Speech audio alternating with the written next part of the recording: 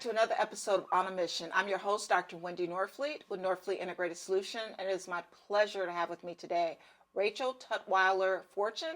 She is the president of the Jacksonville Public Education Fund. Welcome, Rachael. Thank you. Thank you for having me. So, Rachael, I think most people have heard of the Jacksonville Public Education Fund, but some people may not know what it is. So why don't we start there? Absolutely. So at JPEF, as we call ourselves, we serve as an independent think and do tank, just working tirelessly to help address disparities that we see in public education. So we want to close the opportunity gap between low-income students, students of color, and their peers right here in Duval County. And we really go about that work in three ways. First, through our independent analysis of educational issues, so our research work. So does this include like a lot of the surveys that people take too? Oh, absolutely. Okay, I figured that. We send out a lot of surveys. I just finished produce one. policy briefs and, really just putting information, collecting data, assessing what's going on with our schools, both what's working and where there's opportunities for improvement, and then really utilizing that information to inform the rest of our work. So we serve as a convener, so bringing the community together, bringing education partners together to sort of jointly tackle some of the challenges we see in our schools. And then thirdly, we advance strategic initiatives that really allow us to provide direct support to teacher leaders and some principals here in our community. Okay. So I don't know what exact role you play, but I know you do something with the Teachers of the Year and things like that. I know for our school, I've served on that little group that go around and evaluate the teachers and pick the one from the school. So what's your role in that? Yeah, so that I would characterize as our largest convening. Okay. So the Eddie Awards, we just celebrated the 32nd annual. And at JPEF, we have the privilege of really facilitating the Teacher of the Year selection process for Duval County. Mm-hmm. We are not in the hard seat of the volunteers who make the actual decisions as far as who should be the Duval County Teacher of the Year. But we pull together area selection committees and ultimately a final selection committee to really carefully review application materials and determine who will be the Duval County Teacher of the Year, which is currently the title sponsor of that is ViStar, and we're grateful for their partnership as well as our other sponsors. So really enlisting community partners to help celebrate, elevate, and empower the amazing leaders that we have right here in Duval County. The other role I'll say, as the organization that puts on the Eddie Awards, we want to make sure it is truly an affair that makes educators feel very special. And they should, because they do a lot, and people forget that. That's right. The Eddie Awards, if you haven't been, is like the Oscars I saw of education in Duval County. And we, literally the teachers, they wear all their beautiful gowns, and, we're there to honor them. It's a very special evening. Okay, it's great. And one of the things that I know you do the surveys, you do the research, but you also take a look at how, I think one of the things is like school partnerships and things like that, because sometimes, I know even for our school, like sometimes we need special teachers for resources. We've shared them with other schools and things on the recommendation where maybe neither one of them can afford a full-time, or maybe one needs 1.5 full-time, and somebody else, a smaller school, maybe only needed half-time.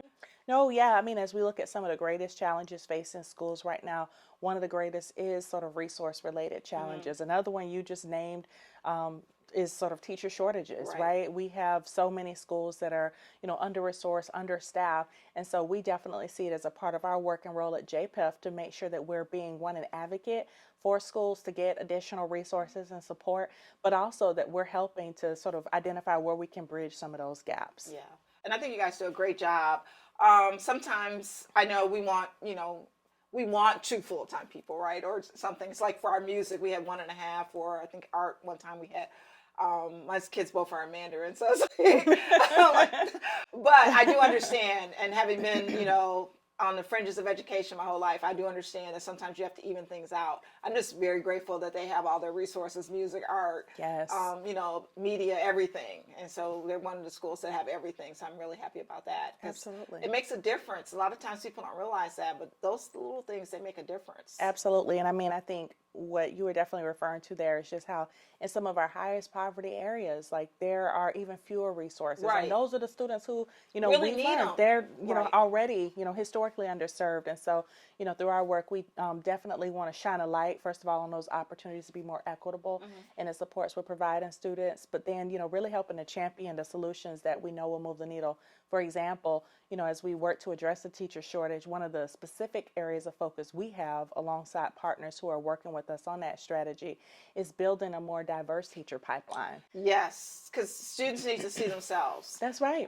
It makes a difference. Right, because I know my nephew, he was struggling in a class, but because he saw a male math teacher, he for some reason it just woke him up and said, okay, well, he did it, so it's not just I can't learn math. That's and right. So, but when they don't see themselves or see a representation of themselves, it can have a negative impact. That's right. Role modeling effect, sort of the high expectations. What we know through the research is that when students have teachers who look like them, they're less likely to be, experience disciplinary challenges within the schools or sort of have disciplinary referrals filed for them.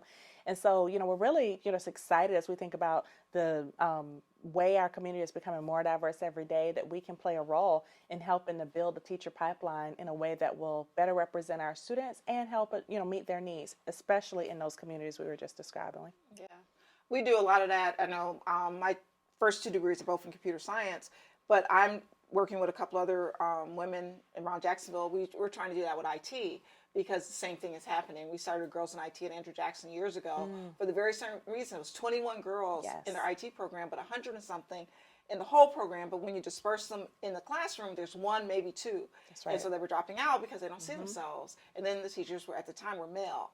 And so they really don't see themselves. That's right. No, and I mean, just to kind of, since you mentioned that need in particular, one of the things I'm most excited about, our current Duval County Teacher of the Year, Julia Mayashiba, she teaches at Andrew Jackson. And, she really has that focus on STEM. She kind of came into the classroom through a program that JPEF was proud to help bring to the community called the Jacksonville Teacher Residency, which is at UNF. But it really focuses on getting people who are experts in the field into the classroom. Right. And that's a huge opportunity as well to continue that focus. And I think one of the other focuses, I know Andrew Jackson is trying to do it. I know it's brought up a lot in the advisory meeting, is that helping those teachers during the summer maybe shadow, and so they can get some of the industry experience if they came in through another way. That's right. Because that's one of the fields that it's your industry experience that counts. That's right. And I mean, that is critically important. It's a huge opportunity. We talk a lot at JPEF about the need and the opportunity to bridge the relationship, even more so between education and the business sector.